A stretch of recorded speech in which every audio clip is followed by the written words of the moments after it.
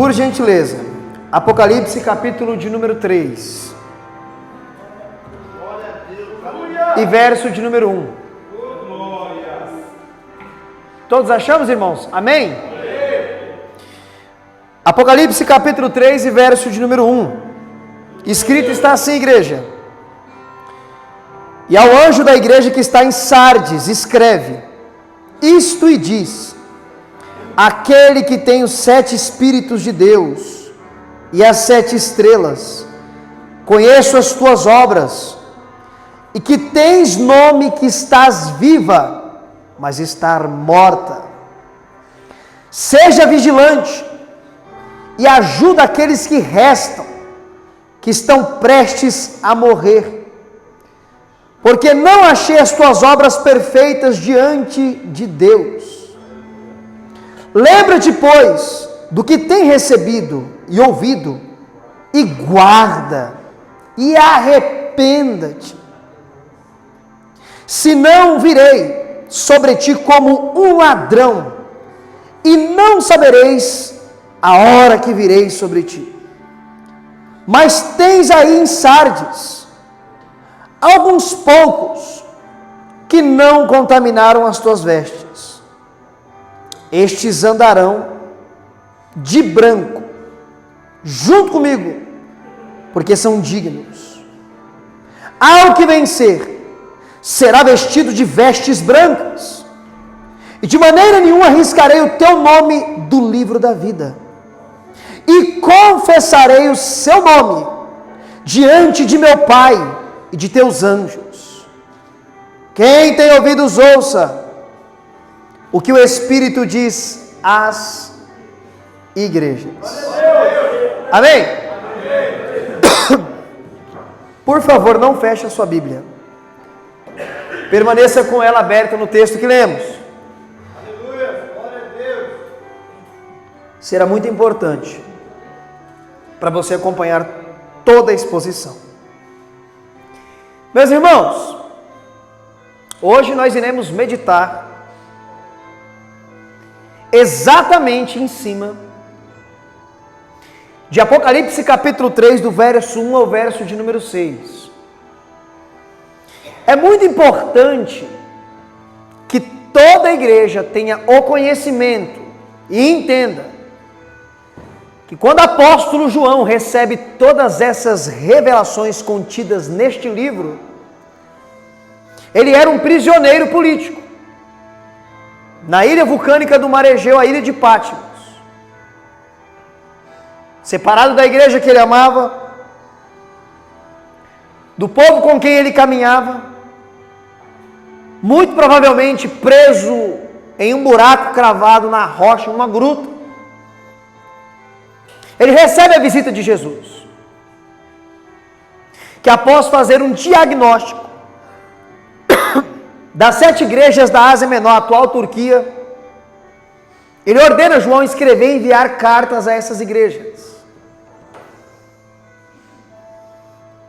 E hoje nós aprenderemos com a carta que foi endereçada à cidade de Sardes. E à luz de tudo que lemos, eu gostaria de pensar em um tema: volte a ter vida. Esse é o tema que eu quero pensar com você, para analisarmos dentro da carta que Jesus enviou para Sardes. É muito curioso que nós vamos notar que dentro da igreja de Sardes havia pelo menos 3 tipos de cristãos ou pessoas. Dentro dessa igreja havia mortos, cristãos que estavam mortos. Dentro da igreja de Sardes havia cristãos que estavam sonolentos, à beira da morte. E dentro desta igreja havia ainda poucos cristãos fiéis, que não haviam contaminado as suas vestes. É muito importante entendermos também o que era a cidade de Sardes. Aonde estava situada esta cidade e esta igreja? A cidade de Sardes, nos tempos antigos, era uma cidade que se vangloriava, porque eles pensavam e entendiam que eram inconquistáveis, pelo lugar estratégico aonde estava a cidade. A cidade de Sardes, ela foi construída em uma montanha, aos pés do vale do rio Hermus, o vale mais fértil da Ásia Menor. Por conta da sua glória, da sua riqueza, do seu lugar estratégico, do seu exército imponente, Sardes recebe o título de capital do reino da Lídia. Um povo orgulhoso, um povo totalmente idólatra.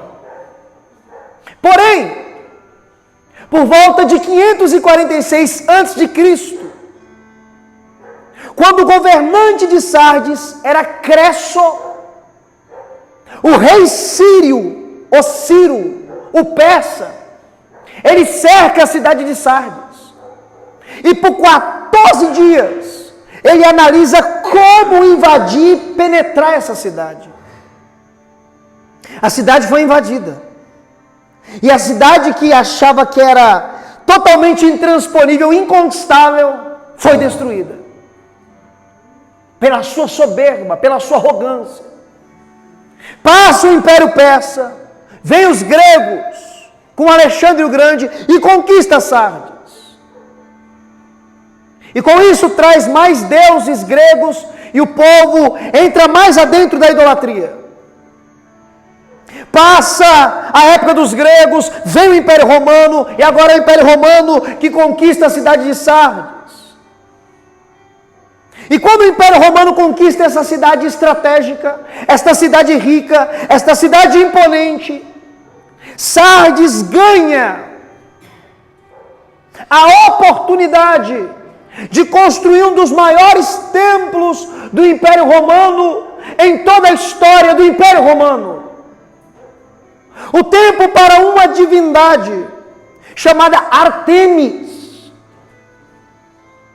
Este templo tinha 78 colunas, de forma impressionante, 19 metros cada uma dessas colunas. Uma cidade rica, uma cidade importante, uma cidade soberba, uma cidade totalmente idólatra, mas uma cidade que foi densamente pregado o Evangelho, anunciado as verdades e as boas novas de Jesus Cristo de Nazaré. A bandeira do Evangelho é estacada em Sardes. Nasce um grupo de cristãos. Ali tem uma igreja. E Jesus Cristo faz um diagnóstico dessa igreja nos dias de João, por volta de 94, 96 da era cristã. E envia essa carta para essa igreja. E eu gostaria que você analisasse comigo a partir do verso de número 1. Quando Jesus Cristo diz que Ele é o Filho de Deus, Ele fala sobre os 7 Espíritos de Deus. Isso daqui é complicado de se interpretar, 7 Espíritos de Deus. O que será que Cristo quis dizer com 7 Espíritos de Deus? Os 7 anjos, nós entendemos que são os 7 líderes, ou 7 pastores da igreja da Ásia Menor. Mas e os 7 Espíritos de Deus? É curioso que no livro de Apocalipse, há muitas linguagens figuradas, linguagens simbólicas. E o número 7, não só em Apocalipse, mas dentro do contexto escriturístico bíblico, aponta para a totalidade ou para a perfeição de Deus. Talvez com essas palavras, Cristo estava tentando mostrar que Deus ele é perfeito, que Ele é total, que Ele é pleno. Essa é uma das interpretações. Mas o mais curioso é que na sequência Jesus Cristo, assim como Ele afirmou para as demais igrejas, Ele afirma para essa igreja ainda no verso 1, que Ele conhecia as obras da igreja. Dentro desse diagnóstico que Cristo faz dessas igrejas, Cristo traz elogios, traz críticas, traz conselhos e promessas. Aqui Ele analisa Aqui ele diz que conhece e sonda as nossas obras. E o mais curioso, que quando Cristo sonda, ele sonda os corações. Não há máscara tão grossa que Cristo não transpasse e veja realmente o caráter daquele cristão. O homem pode enganar sua esposa, porque ela não conhece realmente as obras dele. Uma mulher pode enganar o seu esposo, porque ele realmente não conhece totalmente as obras dela. Um filho pode enganar o pai pode enganar o filho, mas ninguém esconde as obras de Cristo Jesus. Ele conhece as nossas obras. A igreja, ainda no verso 1, dizia que estava viva. Mas aí Cristo faz o diagnóstico e diz: não, vocês estão mortos. Por que será que a igreja se julgava viva, quando que na verdade eles estavam mortos? Será que eles se julgavam vivos por conta da liturgia do culto, dos louvores que eram cantados, das palavras que eram pregadas, porque não perdiam as reuniões, porque tinham as suas orações? Será que por isso eles se julgavam vivos? Talvez a ideia de se manter às aparências nos engane. Porque muitos pensam e têm a ideia equivocada que só o fato de vir ao culto é porque estamos vivos. É porque somos cristãos genuínos. Mas Jesus faz uma análise. E eles que se julgavam vivos, Jesus diz que eles estão mortos. Mas em que sentido? Vida espiritual. Vida com Deus. Todo cristão, ele tem a tendência ao longo da sua caminhada cristã a ficar no piloto automático. Vira apenas uma liturgia. Nós precisamos desligar o piloto automático. O nosso culto não é só no lugar de reunião. O nosso culto começa a partir do momento que você levanta da sua cama e vai viver o seu dia. É um culto a Deus, a vida do cristão. Não é um culto só de liturgia. Nada contra isso. Isso daqui é o nosso culto prestado a Deus. Mas o que eu estou tentando passar para você é o seguinte: que não podemos viver de aparências. Eles se julgavam vivos, mas estavam mortos. Viviam de aparência, viviam de liturgia. Tinha uma máscara pesada na cara. E Cristo, que sonda o coração, conhece o caráter, sabe da sinceridade que há no coração de cada um que anda na tua presença. O que eu acho extraordinário, igreja, é que para cada igreja que Jesus envia uma carta, ele sempre tende a usar coisas do contexto cultural daquela cidade, do contexto filosófico daquela cidade, ou até mesmo do contexto idólatra daquela cidade. E por que eu digo isso? Aqui na introdução eu afirmei para você que teve um período que os gregos dominaram Sardes. Quando essa cidade foi dominada pelos gregos, esses gregos trouxeram uma entidade, uma deusa pagã, chamada Cibele, que tinha misteriosamente o poder de ressuscitar mortos. E alguns entendem que é desta ideia de um paganismo, de um culto pagão, que eles sempre tinham a ideia de estar vivos e que não morreriam, porque sempre teriam uma deusa para trazer os povos de Sardes ou a população de Sardes à vida. Mas nós cristãos sabemos que só Jesus tem o poder de ressuscitar, literalmente, fisicamente e espiritualmente, o homem ou a mulher. Ele é a vida. Ele é a ressurreição. E é Ele que traz mortos espirituais à vida. Ele conhece as nossas obras. Ele sonda os nossos corações. Ele sabe realmente quem está vivo na sua presença e quem só mantém as aparências e vive de liturgia. Analise comigo o verso de número 2. Jesus Cristo agora diz, dentro do diagnóstico dele, ele está trazendo críticas. Ele diz: seja vigilante. Seja vigilante. E quando Jesus diz para os cristãos dessa cidade para ser vigilante, para ficar de observação, para não ficar dormindo, eles entenderam a mensagem. Porque nas 2 vezes que a cidade foi destruída, foi por conta do orgulho, da prepotência, de entender que eles eram inconquistáveis. E Ciro, nos 14 dias que cercou Sardes, foi na calada da madrugada, nas brechas da muralha, que os seus homens invadiram a cidade, porque eles não estavam vigilantes, eles não estavam apercebidos. Nós sabemos que o inimigo das nossas almas, ele não descansa e não dorme.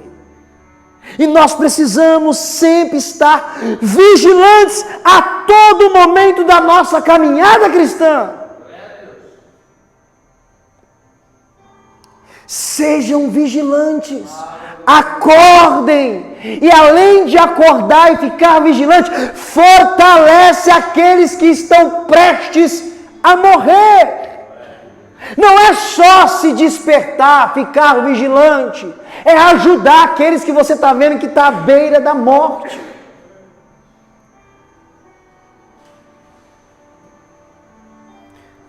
Uma das maiores características do verdadeiro cristão, daquele que está vivo espiritualmente, é expressar o seu amor ao seu próximo. Ouçam as palavras de Jesus: saberão que são meus discípulos se amardes uns aos outros. Se você ama o seu irmão e vê que ele está prestes a morrer, você vai despertá-lo, fortalecê-lo, ajudá-lo. Uma igreja que tem cristãos mortos, uma igreja que tem cristãos sonolentos que precisam despertar, e despertar para socorrer quem está prestes a morrer. Preste muita atenção. Jesus dá um conselho: desperta, fortalece quem está prestes a morrer, conselho. E agora o próprio Jesus, que é aquele que conhece as nossas obras, ele diz que as obras dos cristãos de Sardes eram reprovadas perante Deus. Por que será que essas obras eram reprovadas perante Deus? Meus irmãos, eu acabei de pregar para você que Jesus conhece as nossas obras de justiça e injustiça. Há inúmeras pessoas que trabalham na obra de Deus com motivações erradas. Tem gente que canta para se aparecer e se promover. Tem gente que prega para se aparecer e se promover, quer os aplausos, quer o apuplo da plateia. Tem gente que quer cargo só para se aparecer e se promover. Motivações erradas, motivações equivocadas em servir e trabalhar no reino de Deus. E Jesus conhece as nossas obras e as nossas motivações. Por que você canta? O porquê que você prega? O porquê que você aceitou estar na frente desse trabalho? Para autopromoção, para se aparecer, ou para a glória do nome de Cristo? Ele conhece as nossas obras, Ele conhece as nossas motivações, Ele sonda os nossos corações.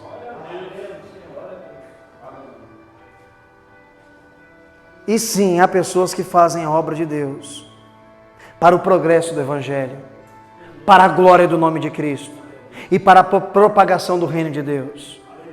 E Ele conhece as nossas obras. Meus irmãos, preste muita atenção. Jesus Cristo agora vai trazer um conselho para essa igreja. Ele trouxe críticas e agora está trazendo um conselho. Verso de número 3. Lembre-se do que recebeu. O Evangelho. Nós precisamos lembrar do Evangelho genuíno. O evangelho que Sardes recebeu, a palavra de Deus, as boas novas. E o mais curioso é que Cristo não só pede para eles se lembrarem do que recebeu, do evangelho, das boas novas, da palavra de salvação. Lembre-se e guarde. Nós temos uma facilidade gigantesca de esquecer tudo aquilo que Deus tem falado conosco. Talvez o que eu pregue para você aqui agora, amanhã de manhã, você não lembra nem o texto que eu li. Nós temos uma facilidade muito grande em esquecer tudo aquilo que Deus tem falado, tem prometido e tem exortado sobre a nossa vida. Nós precisamos guardar aquilo que nós recebemos, o Evangelho de Cristo, o ensino dos apóstolos, as boas novas, e não só relembrar, mas guardar em nossos corações. Porque as boas novas de Cristo, o Evangelho de Cristo, que foi anunciado a nós, a igreja de Sardes, que nós precisamos guardar, sempre nos conduzirá ao quê? A ordenança de Cristo. Lembra-te do que recebeu, guarda e arrependa-te. O Espírito Santo de Deus, por intermédio da pregação do Evangelho, sempre conduz o cristão ao arrependimento. E o arrependimento é um ato diário do verdadeiro cristão. O verdadeiro cristão tem que ter uma vida de arrependimento perante o eterno Deus. Com esse evangelho mentiroso, híbrido, miserável, pregado aí fora, chamado de hipergraça, ensina cristãos a nem se arrepender e pedir perdão mais para Deus. Isso já é pregado já há um bom tempo por aí. Não precisa pedir mais perdão não. Eles dizem, você é tão justo quanto Deus. Será que existe um ser humano que é tão justo quanto Deus? O profeta Isaías diz que a melhor obra de justiça do homem sem Deus, é como trapo de imundícia. Trapo de imundícia ali que ele diz é pano sujo de menstruação de mulher. Essa é a melhor obra que o homem pode apresentar para Deus. Será que o homem é justo como ele? Meus irmãos, o arrependimento é um ato diário e contínuo de entendermos que somos falhos, somos pecadores, precisamos ouvir e lembrar do que recebemos e guardar nos nossos corações, porque essas verdades nos conduzirão ao arrependimento genuíno. E Jesus deixa aqui uma ressalva, porque senão eu virei como um ladrão. Uma cidade que se sentia nas alturas, uma cidade orgulhosa, que achava que era intransponível, que não ia cair, que não ia ser invadida, caiu pelo rei sírio, caiu pelo rei grego, e no ano 200 a.C. cai mais uma vez do mesmo jeito que caiu, na calada da madrugada, porque não vigiou e achava que não iria cair. Não existe super crente, não existe o crentão, o ungidão. Todos nós estamos propensos a escorregar, por isso é uma vida constante de vigilância. Não se sinta imbatível. Nós só conseguimos permanecer firme na presença de Deus pela graça e pela misericórdia que há em Cristo Jesus e que Ele enviou o seu Espírito para habitar em mim e você, que nos dá o poder de dizer não para o pecado. Preste atenção comigo no verso de número 4. Agora Jesus Cristo traz elogios, Ele traz críticas, Ele traz conselhos, e agora Ele vai trazer elogios. Olha o verso de número 4, dentro da mesma igreja. Ainda há alguns poucos entre vocês que não se contaminaram, não sujaram as suas vestes. Estes andarão comigo. Em uma igreja que tem pessoas que estão usando máscaras, que acham que estão vivas, mas estão mortas. Em uma igreja que há pessoas que podem pensar que são inabaláveis, que são incorrompíveis, em uma igreja que há pessoas que não estavam se lembrando do que havia recebido, e não estavam guardando a palavra de Deus, e não estavam sendo conduzidas ao arrependimento. Tem poucas pessoas que podem permanecer fiéis, que não se contaminam, que guardam o que recebeu, que se lembra do que ouviu, que sabe que tem que ter uma vida de vigilância, que compreende que Deus sonda os nossos corações e sabe as nossas motivações para exercer o ministério e trabalhar no seu reino em prol da sua obra. Dentro de uma mesma igreja tem esses tipos de pessoas: pessoas mortas, pessoas sonolentas que precisam ser despertadas, e pessoas que estão caminhando e não contaminaram as suas vestes. Estes andam com Cristo. Sabe o que é mais curioso? Das 7 igrejas da Ásia Menor, quase todas elas tinham problemas com doutrinas heréticas, ou de Balaão, ou dos Nicolaítas, ou problemas com doutrina de Jezabel. Para essa igreja não tem essa crítica. Dá a entender que era uma igreja que tinha uma teologia boa, mas era uma igreja morta. E aqui não estou pregando contra a teologia de forma alguma. O que adianta ter só luz na mente e não ter fogo no coração? O que adianta ter só luz na mente e não ter a ortopraxia, colocar em prática aquilo que tem na mente?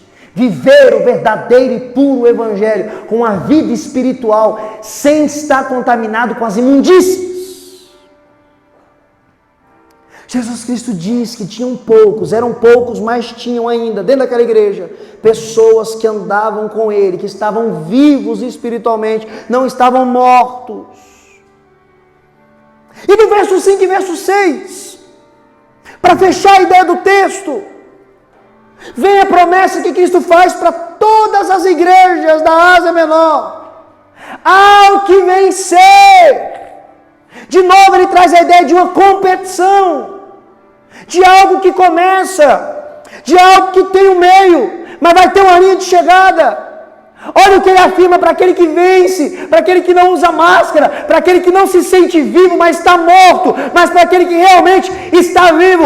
O que ele promete? Ao que vencer, de maneira nenhuma eu riscarei o seu nome do livro da vida. Isso aqui é uma garantia, é a segurança da salvação nas mãos de Cristo Jesus. Ele afirma que não tem maneira, não tem jeito dele riscar o nome. É impossível dele riscar o nome daqueles que vão vencer. Aqui ele te garante que a tua salvação está nas mãos dele. Você que não se contamina, você que anda com vestes brancas, você que literalmente está vivo na presença de Deus, que guardou o que recebeu, que ouviu e lembrou da palavra, que está vigilante. Jesus te garante. E além dele garantir que jamais vai riscar o seu nome do livro da vida, olha a promessa que ele deixa para você, que está aí lutando e está vencendo com a graça de Cristo. Olha a promessa que ele deixa. Ele diz que ele confessará o teu nome na presença de Deus e na presença dos santos anjos de Deus. Ele te garante na presença de Deus. Ele te garante naquele grande dia. E ele diz: quem tem ouvidos, ouça o que o Espírito diz às igrejas. Para o nosso nome ser anunciado na presença de Deus, para o nosso nome ser confirmado na presença de Deus, nós precisamos observar os conselhos de Cristo, e não só observar, colocar em prática.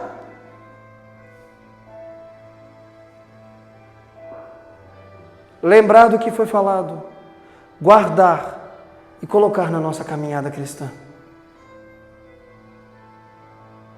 Uma igreja rica, uma igreja que se sentia intransponível, uma cidade que se sentia intransponível, inconquistável, foi destruída, foi massacrada, foi derrubada. Pessoas que se sentiam super crentes, achavam que estavam vivos, estavam mortos. Usavam máscaras pesadas, que só Cristo conseguia entrar e ver que as obras deles não estavam sendo aceitas perante Deus, porque talvez tinha uma vida litúrgica, uma vida religiosa, mas não tinha ortopraxia, não vivia na prática religiosidade. Por isso eu gosto de entender que o melhor lugar que nós poderemos mostrar que nós somos crentes verdadeiros, na prática, é com a porta do nosso quarto fechada. É quando ninguém está me vendo, ninguém está te vendo.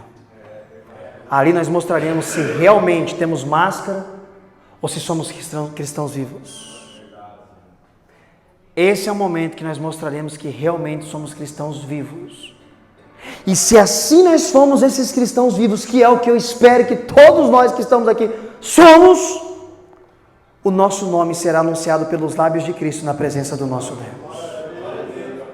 Você crê nisso em nome de Jesus? Você acredita nessas verdades? Você vai se lembrar sempre daquilo que foi anunciado para você, a verdade do Evangelho? Você tem guardado isso no seu coração e guardará isso no seu coração? Você vai viver uma vida de arrependimento? Você vai anunciar essas verdades? Você vai ajudar a despertar os sonolentos? Sim, amém? Se coloque de pé em teu nome de Jesus, se coloque de pé. Eu quero orar pela sua vida. Eu quero orar pela sua família. Eu quero orar pela sua casa. Precisamos ser uma igreja viva, precisamos reviver.